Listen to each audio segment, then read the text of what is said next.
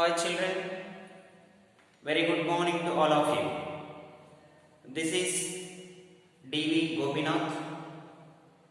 I have been here to discuss about chemistry, about introduction of chemistry, about few basic concepts in chemistry to you which you come across in your classes or in your science subject. So here, what is a chemistry? What is the importance of chemistry? All that things will be discussed in these classes. So here you should know what is a chemistry. Chemistry is nothing but it is also a branch of science which is familiar. The word science is familiar to you. In that you will study about mathematics, physics, biology or natural science. All these things are also a branch of sciences. Along with this, chemistry is also one of the branch of a science. So here we should discuss about the word chemistry. What is chemistry? Chemistry is nothing but it is also a branch of science like physics, like biology, like mathematics. It is also a branch of science, but it deals with study of the composition. This is the word which deals with study of composition, structure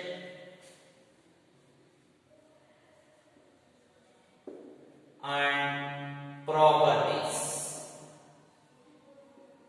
of matter. About matter we will discuss, but now I am introducing the word called chemistry. So what is chemistry? Chemistry is nothing but it is a branch of science which deals with the study. So in that chemistry we will study about composition, nothing but about some substances. When some substances gather together, then that is called as composition. So we will study about composition, about the structure and properties of matter. So chemistry is the branch of science which deals with the study of composition, structure and properties of matter. That is called as chemistry. So here chemistry it is an important subject which has wide scope in various fields. In everything, in every substance, in everything we are using is made up of some substances. That substances belongs to chemistry. That's why chemistry is an important subject which has wide scope in various fields. So what is the main importance of this chemistry means? It is the important subject. Chemistry is nothing but it is the important subject which is very useful to you, which is very useful in various fields. In every field, in whatever field, the role of chemistry will be an important. That importance will be there for the subject chemistry. So here I have introduced the word matter. What is a matter? That is the topic which we will be discussed in the ongoing classes and also in today's classes.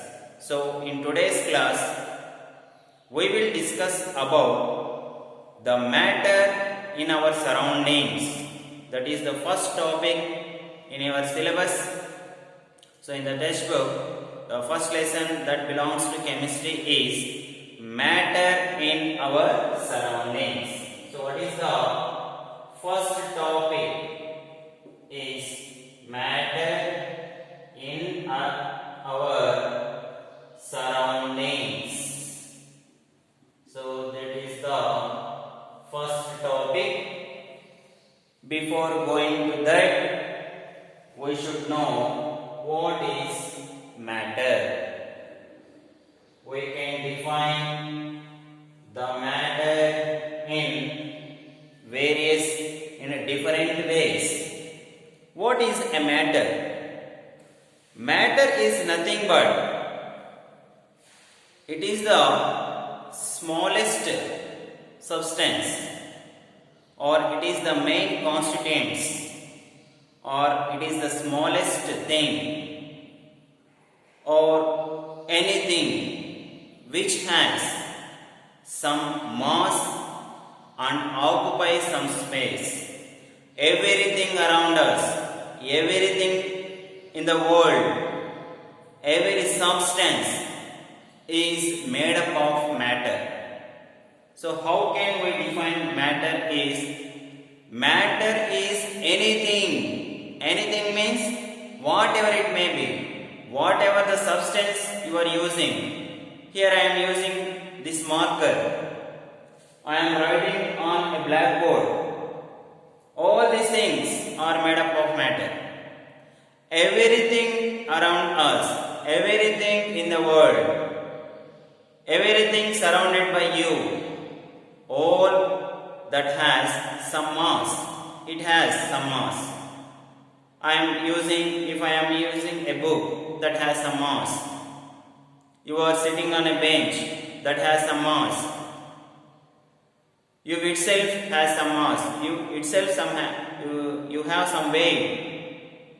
So that itself nothing but a matter. So matter is anything. Matter is anything that has mass. Mass means weight and occupies some space. That is called as matter. So what is matter? Matter is anything, whatever it may be. It has some mass and it occupies some space.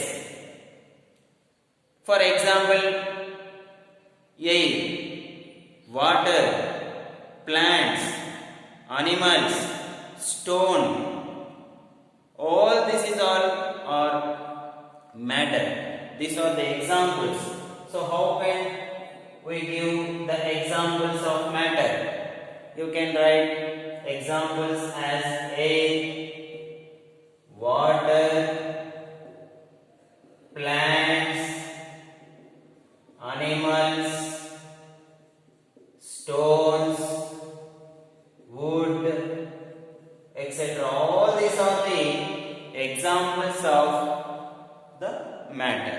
Have you understood the word matter? So matter is nothing but it is anything which has some mass, some weight and occupies some space.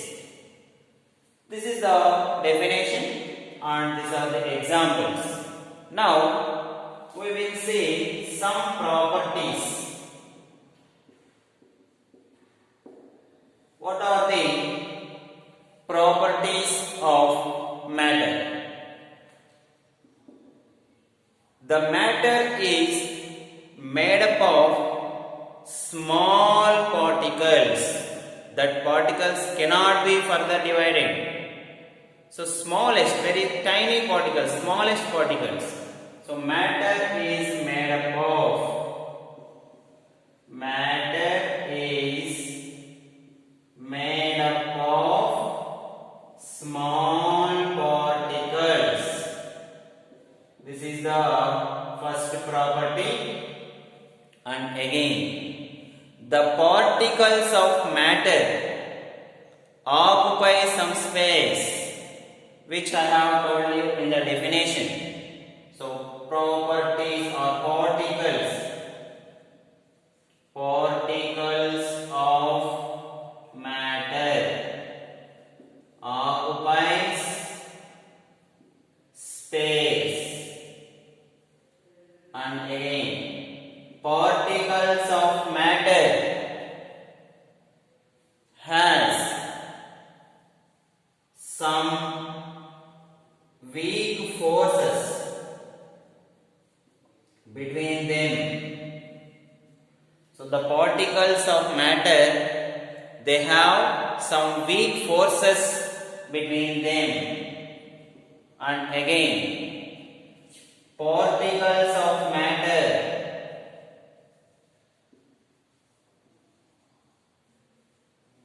attract each other. The particles of matter attract each other. And again, particles of matter move continuously. So these are the some important properties of matter. So matter is made up of small particles. That particles occupy some space, and they may have some attractive forces between them. That forces are very weak. And also the particles move continuously.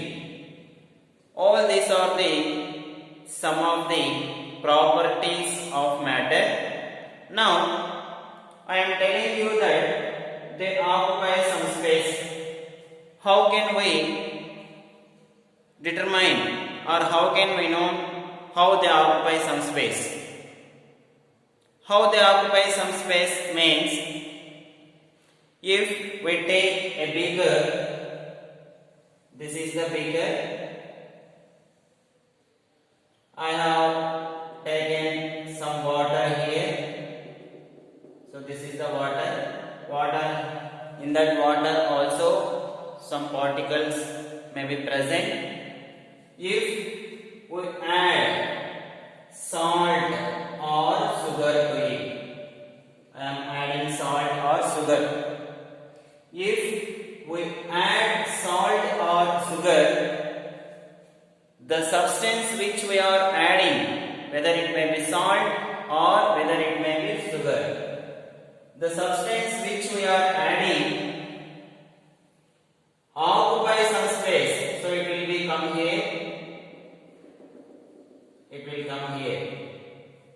It occupies some space and slowly it dissolves in it and it totally converted into salt solution. First I am taking only water. To that water I am adding salt. When we add salt to it, the particles slowly the substance salt slowly